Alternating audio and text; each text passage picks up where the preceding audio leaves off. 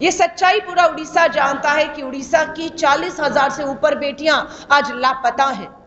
किस हालात में हैं, कहां हैं, ये उनके परिवारों को जानने का हक है।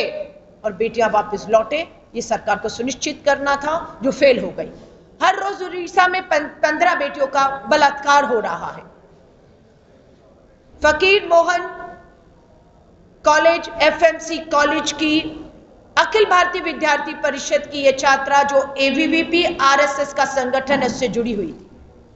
उस बेटी, बहादुर बेटी को हम सलाम करते हैं कि एचओडी ने उससे शारीरिक संबंध बनाने, उससे सेक्सुअल फेवर के लिए कहा।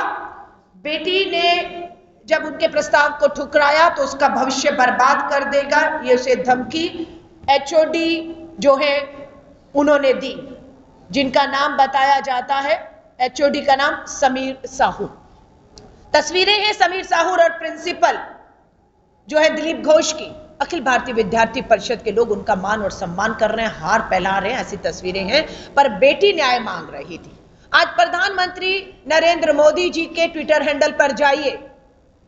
ट्विटर हैंडल पे प्रधानमंत्री जी ने हर भाषा में ट्वीट किया हुआ है, पंजाबी में, तमिल में, मलयालम में, पर उड़िया भाषा का एक भी ट्वीट उस पीड़ित परिवार के लिए, उस बेटी जो दुनिया छोड़ चुकी न्याय की आस में, उसके लिए जो है संवेदनशीलता का एक भी ट्वीट प्रधानमंत्री जी की तरफ से नहीं आया।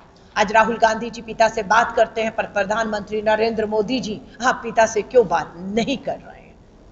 आज दुख और चिंता की बात है कि उड़ीसा मौत का कुआं बनता जा रहा है सरकार की विफलता के कारण हमारी बेटियों के लिए। बेटी की अगर सुनवाई हो गई होती, एचओडी को सस्पेंड कर दिया गया होता, तो बेटी को न्याय की उम्मीद रहती और वो इसको करने की मजबूरी की आग के हवाले कर दिया, और उसी को बचाने में एक छात्र जो है आग में झुलस भी गया। महामहिम राष्ट्रपति जी भुवनेश्वर के इस एम्स के 5 साल पूरे होने पर पता लगा है, कन्वोकेशन एक कार्यक्रम में आई थी, जिस अस्पताल में 95% जली हालत में यह बच्ची जिंदगी मौत से जूझ रही थी। हमने दिल्ली से अपील किया, राष्ट्रपति जी संवेदनशीलता दिखाइए, प्रधानमंत्री जी हिम्मत नहीं दिखा रहे, बेटी को मिलिए और जो उचित इलाज उसकी जान बचाने को हो सकता कीजिए। लेकिन जब तक महामहिम राष्ट्रपति जी, उड़ीसा जिनकी अपनी जन्मभूमि है, उनसे मिलती, तब तक बहुत देर हो चुकी थी। बेटी अंतिम सांस ले रही थी, दम तोड़ चुकी थी। आज दुख और दुर्भाग्य के मुख्यमंत्री उड़ीसा को पत्र लिखा जाता है। यहां की महिला स्पीकर, महिला उप मुख्यमंत्री धर्मेंद्र प्रधान जी, आप हायर एजुकेशन मंत्री हैं, आपको भी बेटी ने गुहार लगाई। भाजपा के सांसद बालेश्वर से विधायक को गुहार लगाई, सब आप फेल हो गए, और उस फेल में आपने बेटी की जो है उसको जान गंवानी पड़ी। थोड़ी सी भी नैतिकता बची हो, जिनको बच्ची ने पत्र लिखा वो फेल हो गए उसे न्याय दिलाने में, उसकी जान बचाने में। उन्हें नैतिकता के आधार पर सिर्फ अपने पद से ही नहीं, राजनीति से भी इस्तीफा देकर घर बैठ जाना चाहिए। उसमें ये सब लोग शामिल हैं। और इस न्याय का हक मिलने तक ये लड़ाई, कब तक ये लड़ाई?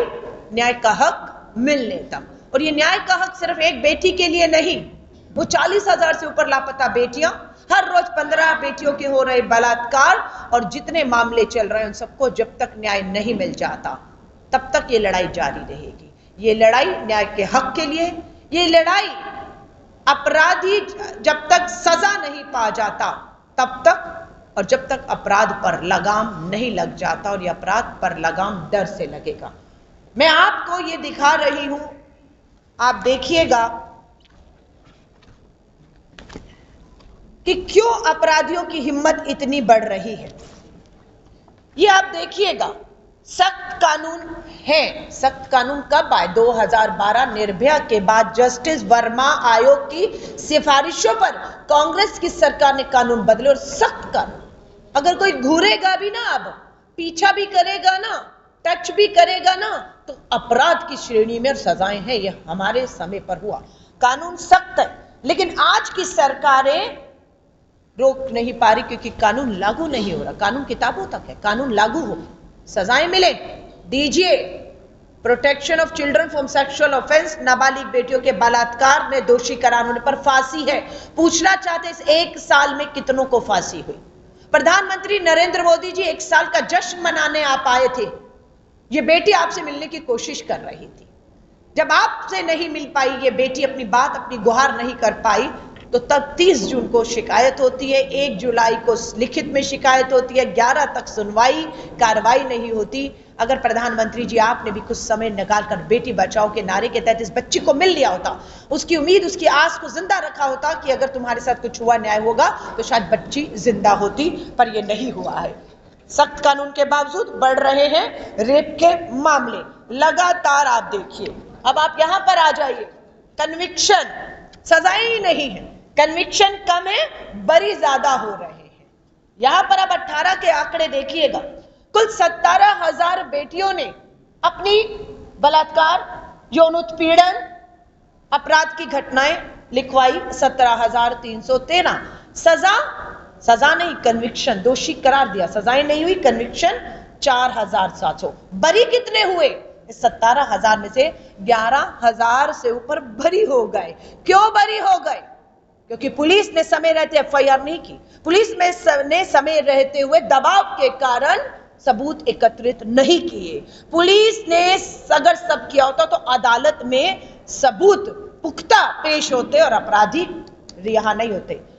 आप देखिए, 2022 में 12,000 बरी, 20-21 में 7,000 बरी, 20 में 5,000 बरी, 19 में 10,000 बरी और 18 में 11,000 बरी, यानी कि 22 तक के आंकड़े national crime record bureau, Bharat सरकार के ही गृह मंत्रालय के हैं। 12,000 बरी हो गए और ये बेटियों को न्याय की आस टूट गई।